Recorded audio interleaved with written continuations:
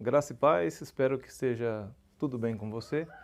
E não liga não, gente, que aqui à tarde no sítio tem uns galinhos cantando, né? E assim, eu venho falar da Santa Ceia, né? Eu pratiquei muitas vezes a Santa Ceia na igreja e eu vejo que todas, quase que todas as igrejas, elas celebram, praticam a Santa Ceia. Mas assim, eu fiz um pequeno estudo, estava fazendo estudo, estou fazendo estudo, não para colocar ninguém, contra o seu pastor e o pastor contra o membro, mas pelo estudo que eu andei fazendo, aí cabe a cada um, né, tomar a sua própria conclusão. Assim, a Santa Ceia que a gente praticou, eu pratiquei e que muitos praticam, né? Pela Bíblia, a Santa Ceia, ela não existe. Ela não existe. Aquilo foi a celebração da Páscoa dos judeus, né? O que era a Páscoa dos judeus? Quando o povo de Israel estava lá no Egito, né?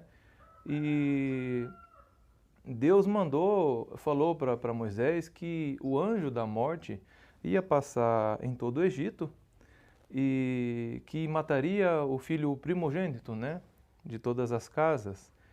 E pediu a Moisés que cada família dos israelitas, matasse um cordeiro e passasse o sangue nos umbrais da porta, né, da casa do israelita, e, e eles comessem, né, juntos ali dentro da casa, eles comessem aquela carne, aquele cordeiro, né?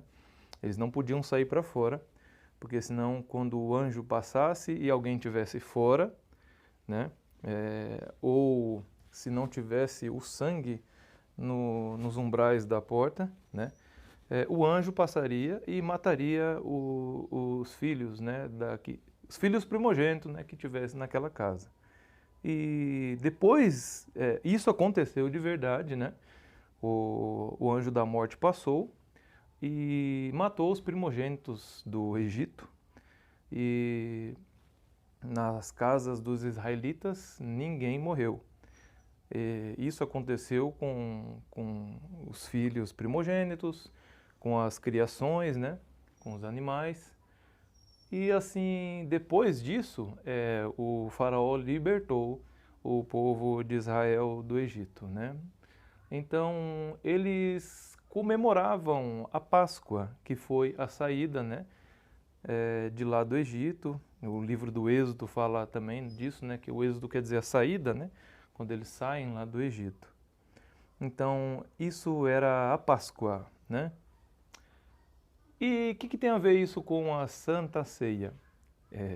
Se você pegar o livro de Lucas, no capítulo 22, é isso que eu estava estudando, os discípulos falam para o mestre, mestre, onde o Senhor quer que nós preparemos o nosso jantar da Páscoa, a nossa ceia? Tá vendo isso? Era chegado a festa dos pães asmos, né? A festa da Páscoa. E assim, só os judeus poderiam comer dessa janta, dessa ceia da Páscoa. Os gentios, que somos brasileiros, aquele que não é judeu, que não é israelita, os gentios eles não poderiam comer dessa refeição, né? Porque isso era para lembrar, né, que o anjo passou lá no Egito e matou o primogênito e que depois disso eles foram libertados. Então isso era uma celebração dos judeus. A Páscoa era somente dos judeus. Então no capítulo 22 aí de Lucas, os discípulos perguntam, ô mestre, onde é que o Senhor quer que nós preparemos o nosso jantar, a nossa ceia da Páscoa? Cristo então diz, vocês vão entrar na cidade e lá vocês vão encontrar um moço com um cântaro d'água na cabeça, né? Tinha uma irmã que pregava na igreja, ela falava cantaro, né? Um cântaro d'água, né? Era um cântaro d'água, era não sei, um vaso, uma bacia com água. Então foi isso que eles fizeram, né? Jesus falou, vai lá na cidade, encontra um homem com um cântaro d'água na cabeça e ele vai mostrar o local, né, onde vocês vão preparar a nossa Páscoa, a nossa ceia da Páscoa. Então os discípulos foram e, como o mestre tinha falado, encontraram o homem levou os discípulos por uma sala gigantesca, linda, com uma grande mesa, com um monte de cadeira. Você já viu quadros, né, pintados aí que mostra, né, a Páscoa lá, né? Eles todos juntos assim, numa mesa grandona, os discípulos e Jesus. E o diabo estava ali também, o diabo tomou a Santa Ceia, porque Jesus disse que ele tinha escolhido os 12 discípulos e um deles era o diabo, um deles era o Judas, né? Então Judas, ele também participou, o diabo participou da Santa Ceia. Então ali, Cristo, ele faz o que, gente? Ele pega o pão ali na ceia, a ceia queria dizer um jantar noturno. A ceia era um jantar noturno do israelita. Eles faziam isso nas suas casas. Essa era a ceia. Eles faziam quando a tardezinha, quando a noitinha estava chegando, os israelitas, os judeus lá, eles tomavam a ceia, eles comiam a ceia, que era um jantar da tardezinha, um jantar noturno. Então, isso era a ceia, né? E era nas casas. Então, Jesus pega ali, né, um pão, um pedaço de pão, e o pão tinha que ser sem fermento, não que nem eles dão hoje na Santa Ceia, que é um pão da padaria, com fermento, né, uma bisnaga. Lá era o pão sem fermento, não podia ser pão com fermento.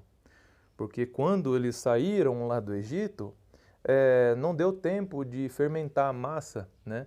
Então eles saíram com a massa com o pão sem fermento. Então lá também tinha que ser sem fermento. Então Cristo pega um pedaço de pão, ele parte o pão e olha o que ele fala.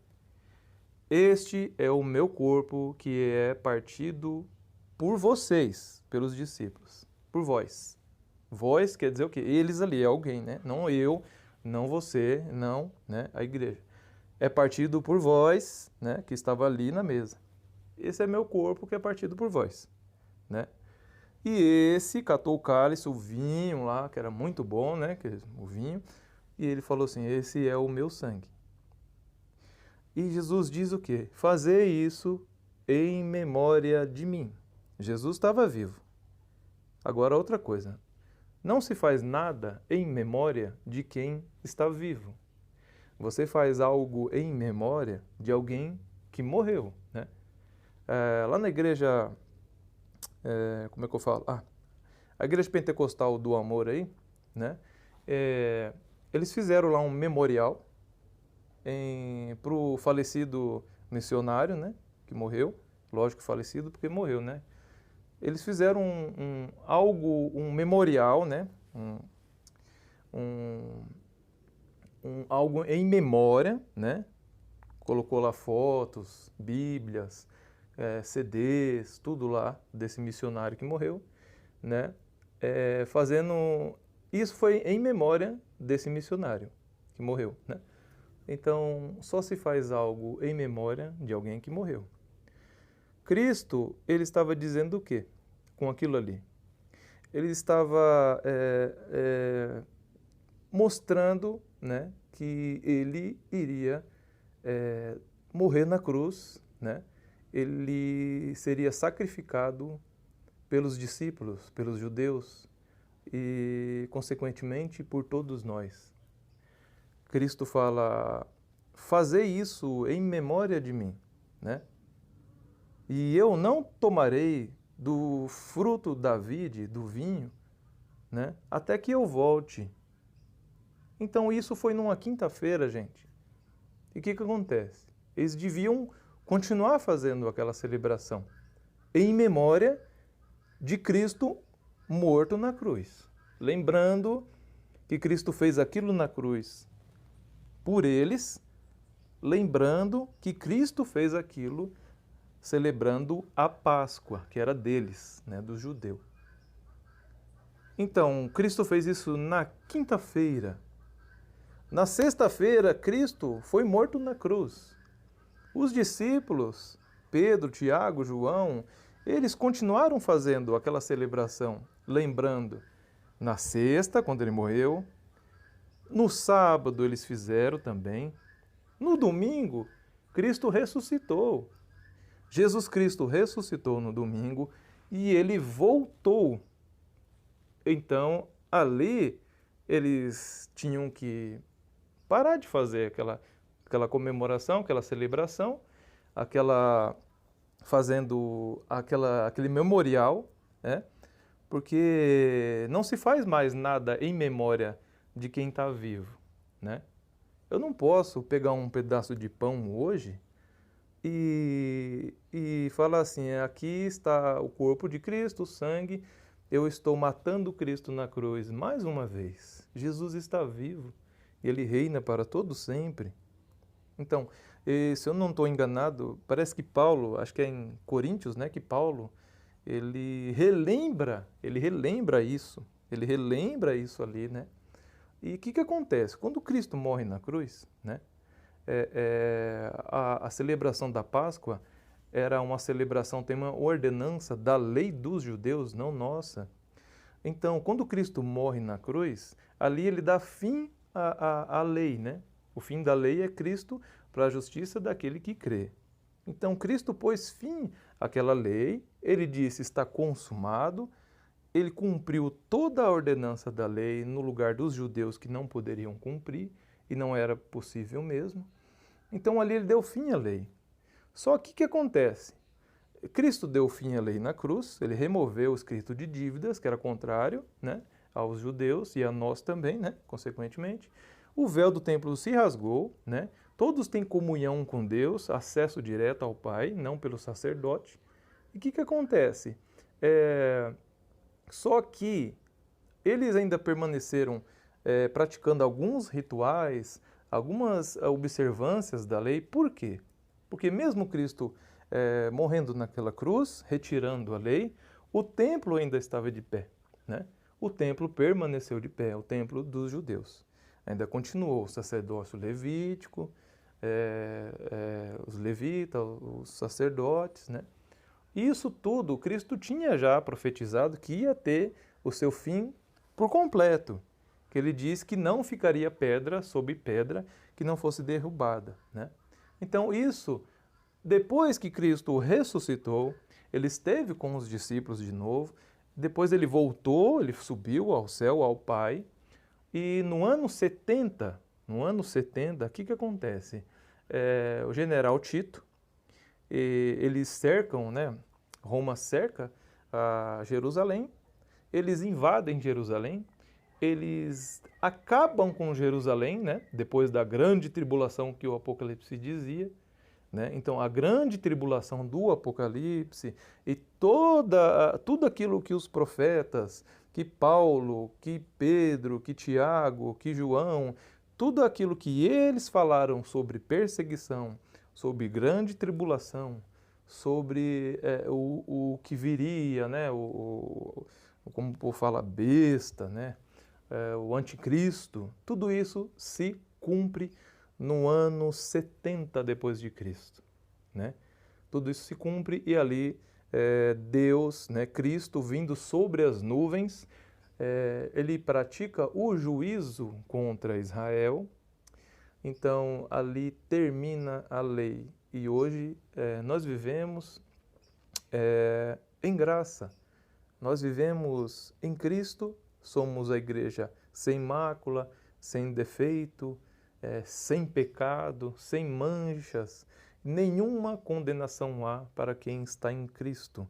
A igreja que somos nós, eu, você, nossos irmãos, nós estamos em graça, vivendo, reinando, né? Aquilo que Cristo já tinha falado, né? Nós vivemos, reinamos com Cristo, o reino de Deus já chegou. E nós já vivemos o reino de Deus, o reino de Cristo.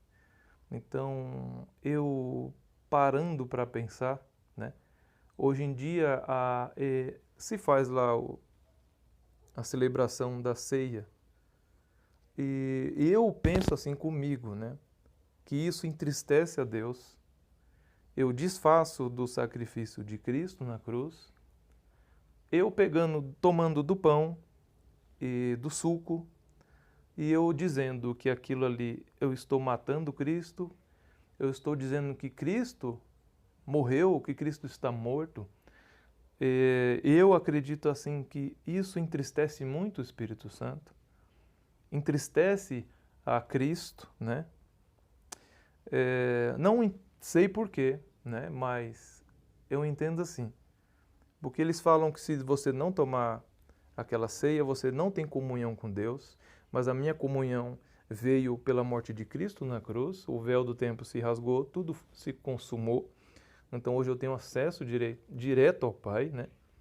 E eu acho que não é um pão e nem um suco que vai me dar comunhão com Deus, né? Que Cristo disse que estaria conosco todos os dias porque Ele vive em nós. Nós somos o corpo de Cristo e não o pão da padaria. Nós somos o corpo de Cristo, a igreja perfeita em Cristo. Cristo em nós, a esperança, né?